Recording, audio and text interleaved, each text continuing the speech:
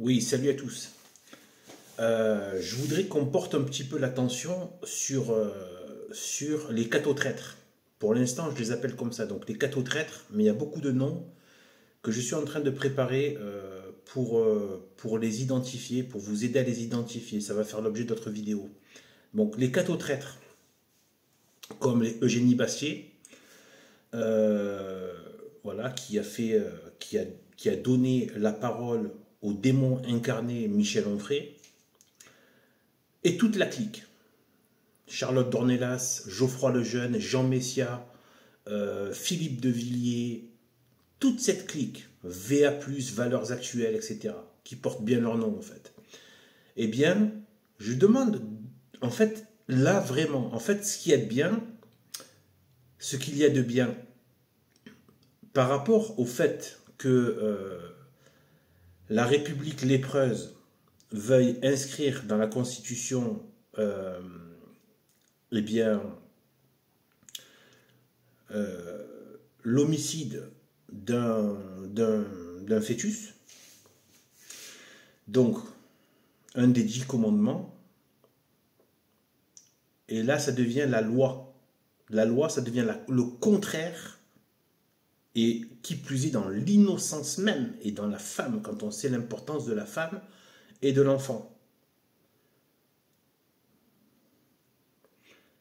Et cette haine particulière qu'a Satan contre la jeune femme vierge et la jeune mère qui enfante dans la sainteté de la famille.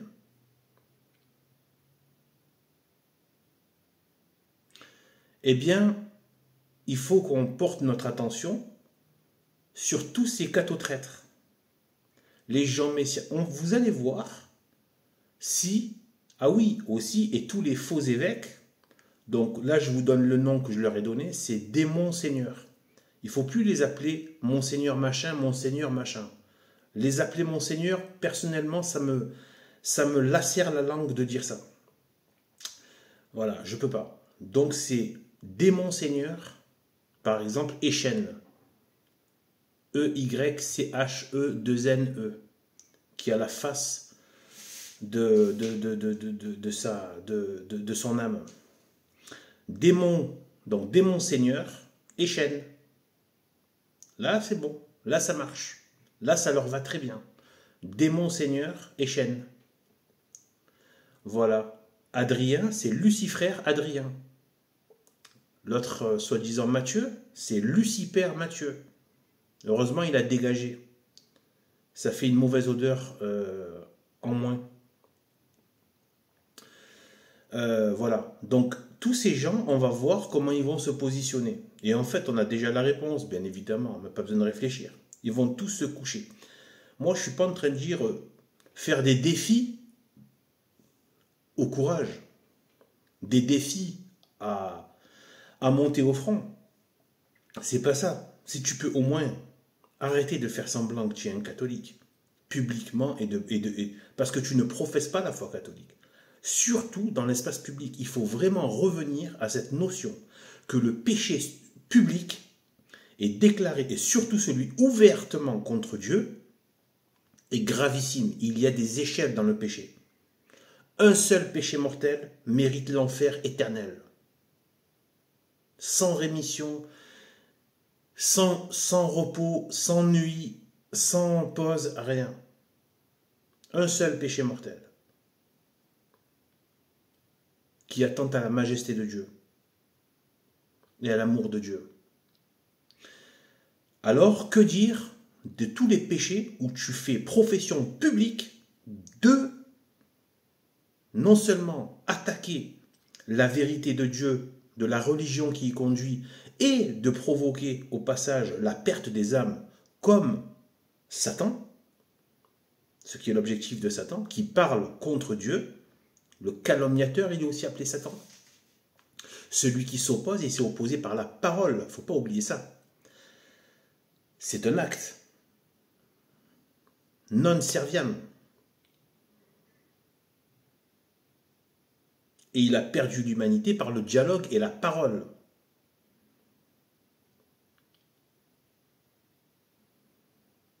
ce même dialogue qu'on veut nous remettre maintenant. Eh bien, maintenant, on va voir tous ces soi-disant qui sont en fait des cateaux-traîtres. Donc, tous ces cateaux-traîtres, on va voir. Donc, moi, je juste, voilà, si je ne suis pas en train de dire, allez monter au front, tout ça, mais comment tu fais profession publique, soi-disant, tu te montres, tu t'affiches une identité catholique pour faire le jeu de l'ennemi de la foi catholique. C'est catho-traître, ça. En fait, c'est pas catholique du tout, parce qu'il n'y a qu'un seul nom, le seul nom sacré d'enfant de Dieu, c'est catholique. Point barre. Il n'y a même pas des vacantistes normalement. Mais là, on est obligé. Et plus le temps va passer, et plus on sera obligé d'employer le mot catho. J'y ai réfléchi, je me suis dit on est obligé. On est obligé parce que si tu dis juste c'est des traîtres, ça ne parle pas trop. Il faut dire les catho-traîtres. Parce que eux-mêmes jouent dans cette duplicité. Et ça permet de les identifier. Les catho-traîtres. Démon Seigneur Échenne. Lucifrère Matthieu. Allez tiens, je vais vous faire la petite liste là que j'ai trouvée. Et je vais vous en dire d'autres. Mais je vais y revenir sur ce sujet parce qu'il faut y revenir. Il y a tellement de choses sur lesquelles je dois parler. Donc, j'ai trouvé un nom pour définir tous ceux comme les Arnaud Dulouche, etc., qui défendent l'avortement, bénédiction de Sodome et Gomorrhe, etc., etc. Donc, tous ceux qui s'allient avec le gauchisme, le wokisme, les insanités du monde, qui sont dans le coolisme, qui sont là en train de faire des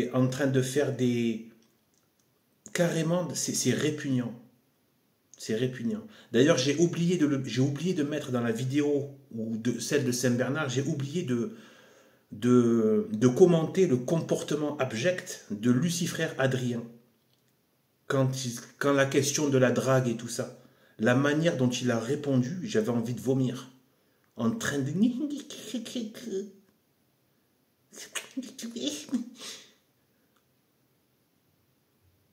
Oui, c'est déjà arrivé. Espèce de... Donc, du coup, en fait c'est immonde. Son comportement à lui est immonde. Et après, ce qu'il a dit, en fait, il parle de lui-même, en fait. Moi, je sais qu'il parle de lui-même, en fait. Ce qu'il a dit sur un autre, en fait, il parle de lui-même. J'ai presque l'impression, c'est une impression, je ne peux pas l'affirmer. Je ne peux pas le certifier. Mais j'ai l'impression qu'il était en train de lui envoyer un message à la petite jeune là, qui était là. Que les choses restent possibles, hein, avec les cafards de Vatican II, de la secte Vatican II. Voilà, donc j'ai trouvé un nom pour vraiment les identifier. Si vous les trouvez bons, il faut me le dire, et après il faut le diffuser. Donc il y a les catho-traîtres, ça c'est pour tous ceux qui sont journalistes, politiciens. Déjà chercher l'erreur, qu'est-ce que tu fais journaliste et politicien dans un monde pareil, dans des canaux, dans des médias complètement acquis à la crasse républicaine. Et en fait, voilà, tous ces gens-là, toute la clique CNews, Valeurs Actuelles, etc. Donc tous les catho-traîtres. Et là, je vous dis, donc pour tous ceux qui font du wokisme, comme Arnaud Dulouche et tous les autres, voilà, tous ceux qui, voilà, il y a, bref, j'en avais déjà parlé dans une vidéo, mais je crois que c'est un membre de la famille de Charlotte Dornelas qui est évêque, Dornelas aussi s'appelle, et qui a engagé dans son soi-disant domaine, quoi, voilà, dans son territoire, un gars spécialement un gars pour aller voir ce qui reste de chrétiens, c'est-à-dire peau de chagrin, le peu qui reste, il leur envoie, il a engagé un spécialiste de la question des genres, du sexe, etc. Vous vous rendez compte? Un évêque qui s'appelle Dornelas. Un soi-disant évêque. Donc lui, c'est un mot. En fait, lui, c'est Monseigneur Alors lui, c'est démon seigneur d'Ornelas. Voilà, là c'est beaucoup plus clair. Démon seigneur d'Ornelas. Là, on parle à la bête. On parle au vrai. À la vraie bête. Pas... est-ce qu'il est... Non, non, non, non. Démon seigneur d'Ornelas. Ou démon seigneur Échène. Donc, voilà. Vous vous rendez compte? Tout ce qu'il a trouvé à faire dans son soi-disant évêché ou je sais pas quoi, là, son territoire, en train d'engager un gars sur les questions de genre et parler de sexe. Bien évidemment, à la sauce Mélenchon. Mélenchiotte. Donc, en fait,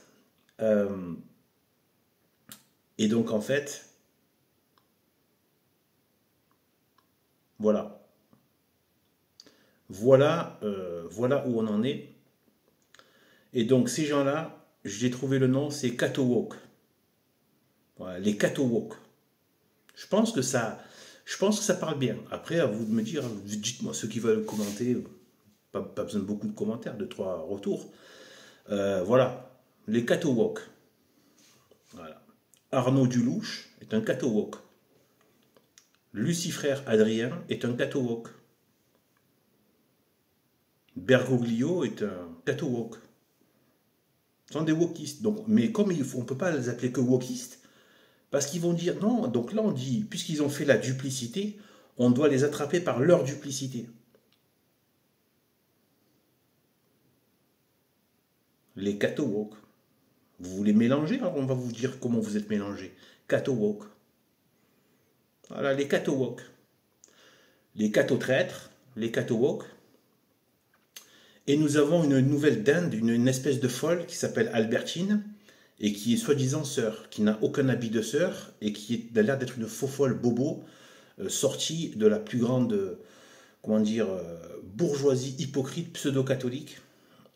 Donc voilà, elle passe sur tous les plateaux gauchistes, en train de montrer un catholicisme cool et ouvert et tolérant et woke, quoi, tu vois. Voilà. Donc en fait, une dinde, une folle.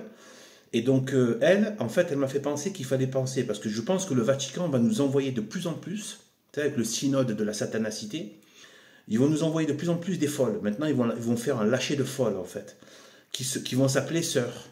D'accord? Donc moi, je vous dis, j'ai trouvé un nom pour elle. Donc, s'il y en a une qui s'appelle Sœur Albertine, il faut l'appeler en fait Sœur Jézabel Albertine. Jézabel, la mauvaise femme dans l'Ancien Testament, avec le roi Akab. Toute l'histoire qu'il y a eu avec Élie. L'importance de ce passage. Et ensuite, évidemment, donc, dans l'Apocalypse. La Jézabel, la femme mauvaise, mais qui était aussi là, avec quelque part, aussi, il y a un roi en plus, avec celle qui a fait la danse, je crois que c'est celle qui a fait la danse, elle s'appelle pas Jézabel, mais c'est la mauvaise femme aussi, qui a demandé la tête de Saint Jean-Baptiste, le grand Saint Jean-Baptiste, qui a demandé sa tête, qui est mort martyr comme ça, par la permission de Dieu, bien sûr, sinon il n'aurait pas pu le toucher. Mais voilà, pour un plus grand bien et pour la gloire dans le ciel, pour la couronne du martyr. Eh bien, les délices célestes qui s'en suivront, qui s'en sont suivis par la suite. Et donc, voilà. Et donc, en fait, c'est la mauvaise femme, en fait. Et donc, la mauvaise femme, c'est Jézabel. Et donc, il faut les appeler, Sœur Jézabel Albertine. Ou dire, elle, Albertine, c'est une sœur Jézabel. Sœur Jézabel, oui, ça leur va bien. Vous voyez, d'un coup, ils sont identifiés. Et là, vous pouvez déjà leur faire perdre plus de 60-70% de leur capacité de nuisance, juste en les nommant ce qu'ils sont. Voilà, vous avez un catalogue là, je vais essayer de mettre ça en description si elle ne saute pas cette vidéo. Voilà, en description. Ouais, je crois qu'il faudrait que je trouve une sorte de base. Voilà. Sinon, il y a aussi sur Odyssée aussi, comme lieu de base arrière. Voilà. Donc, voilà. Donc ces mots-là sont très importants. Je vais faire juste un petit rappel pour l'importance de les nommer. Rappelez-vous, le mot gauchiste, en fait, ne retranscrit pas bien ce que c'est, ce que sont ces immondes. Mais malgré tout, le fait qu'il y ait gauche, et donc à la gauche de Dieu, ça a eu un effet. Regardez bien, quand on était dans les années 80-90 et même les années 2000, on n'arrivait pas à dire qui sont ces cafards. Qui sont ces énergumènes cafardeux, pouilleux, immondes, qui viennent, qui sont bourrés de vices, pleins de tordus, hypocrites, radins, machin, mauvais, et qui passent leur temps à traiter tout le monde de raciste, de fasciste, de fâcheux. Voilà, tous ces genres de... On se demande qui est cette pourriture, en fait. Et donc, eh bien là, en fait, on n'arrivait pas à les nommer. Et regardez comme ça a fait du bien à partir des années... Moi, j'arrive pas à situer, mais je crois que c'est autour de 2015, il me semble. À partir de 2015, où il a commencé, même plus tard après, peut-être, je sais pas, peut-être autour de 2017 ou quoi, je sais plus, il a commencé à sortir le nom de gauchiste. Et regardez comme ça a fait du bien. Ils ont beaucoup plus pu être combattus à partir du moment où ils ont été identifiés et nommés. Donc ne minimisez pas l'importance d'arriver à leur donner le vrai nom. Et nous, on n'est pas juste dans une histoire politique, donc des histoires religieuses. Donc il faut appeler des monseigneurs Échenne, des monseigneurs Dornelas, Lucifrère Adrien, Lucipère Mathieu et sœur Jézabel Albertine. Et les catho-traîtres, journalistes et politiciens. Et les catho-woke qui font du wokisme dans les murs de l'église, non pas dans l'église immaculée, corps mystique, mais dans l'institution, ce qui est un sacrilège affreux qui nous fait saigner le cœur tous les jours avec ces ordures, à cause de ces ordures. Bon, du coup, voilà, retenez bien ces noms, on en reparlera, et c'est important, ça fait partie des armes verbales, spirituelles, psychologiques de pouvoir. Les traiter, les gérer et faire de la quarantaine, d'assurer une sorte de la séparation. Voilà. Il faut se séparer d'eux. Il faut que le monde sache qu'il existe des vrais catholiques. Même s'ils nous haïssent.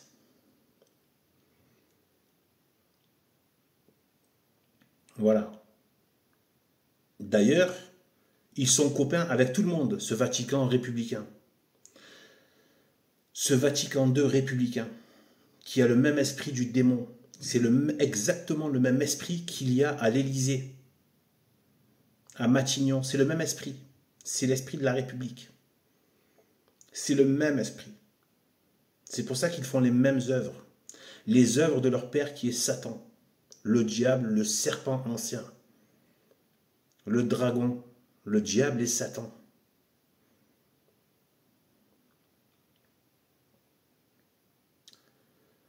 C'est ce même esprit. Eh bien, regardez bien. Contre qui? Ils ont la haine. Contre qui ils deviennent de véritables Staline, de véritables Pol Pot. Eh bien, avec les catholiques, avec des catholiques traditionnels. Les traditionalistes, nous, là, ils ont la haine. Ils font même des vidéos contre nous, et ça parle, et vous voyez comme Bergoglio devient dingue avec les catholiques traditionnels. Tous ceux qui veulent la tradition. Il a la haine. Là, d'un coup, c'est fini. On est cool. Là, c'est fini. Là, demain, on n'est plus cool du tout. Ah ouais, les protestants, les musulmans, les talmudistes, les Michel Onfray, donc les haineux de la religion, tout ça, c'est leurs potes.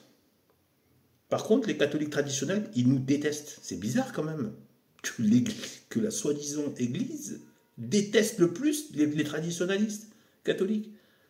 Pourquoi tant de haine contre ceux qui sont du sérail?